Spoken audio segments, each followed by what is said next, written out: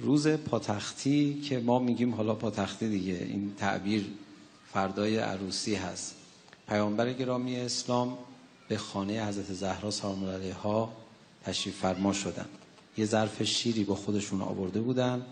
ابتدا ظرف شیر رو به دخترشون دادن، فرمودن که بخور فداها ابوها، بخور ای دختری که پدرت به فدای تو بشه.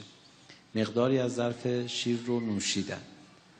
بعد شیر رو گرفتن دادن دست امیرالمؤمنین. همون ظرف شیر رو، بقیه شیر رو حضرت امیر نوش جان فرمودن. به حضرت امیر هم فرمودن پسر عموت فدات بشه، بنوش از این ظرف شیر. این شیر نوشیدن که به پایان رسید، بعد از حضرت زهرا سلام الله علیها پرسیدن که نظر شما نسبت به شوهرتون چیه؟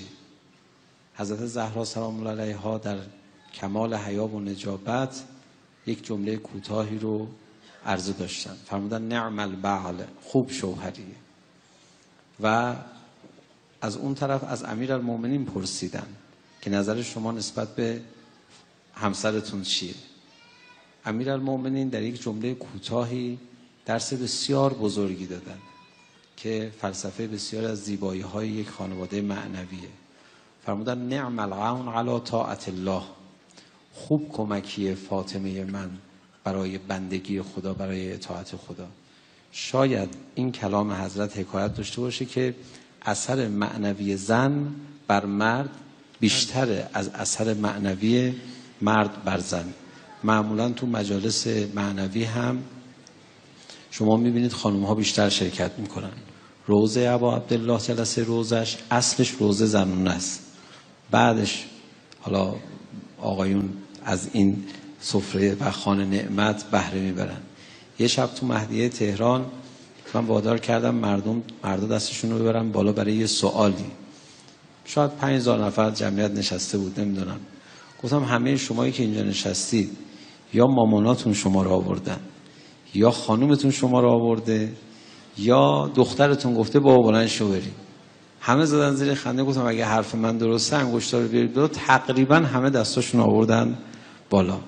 البته این جلسه فرق میکنه، من اینو تو این جلسه نمیگم چون جوانای مجرد تو این جلسه اومدن بلکه به یه نوایی برسن، اونا ممکنه توسط مامانا و خواهرها و خانوماشون نیامده باشن. ولی واقعش اینه که نعم العون علی طاعت الله. یعنی چی؟ درسته مادرشون نیامده باشن، قراری که ندارن که. بله. آخه به طور معمولی مجالس معنوی رو یا مامانا میگن کلا جوانای مجرد یه مقدار صحبت درباشون مشکوک هست. شما نه، چون اینجا جلسه بحث ازدواجه، اینا هم سرگوششون میجنبه بندگان خدا. جامعه هم به اینا داره ظلم میکنه. اینا دیگه دیپلم میگیرن، از اون طرف باید عقدنامه خانومشون هم زیر بغلشون باشه. ولی هی بهشون میگن شما بچه اید و دیر میشه و دیر نمیشه، زوده. حالا خب اینا ناراحتن دیگه. الان ناراحتی تو چهره هاشون شما نگاه بکنی کاملا پیداست.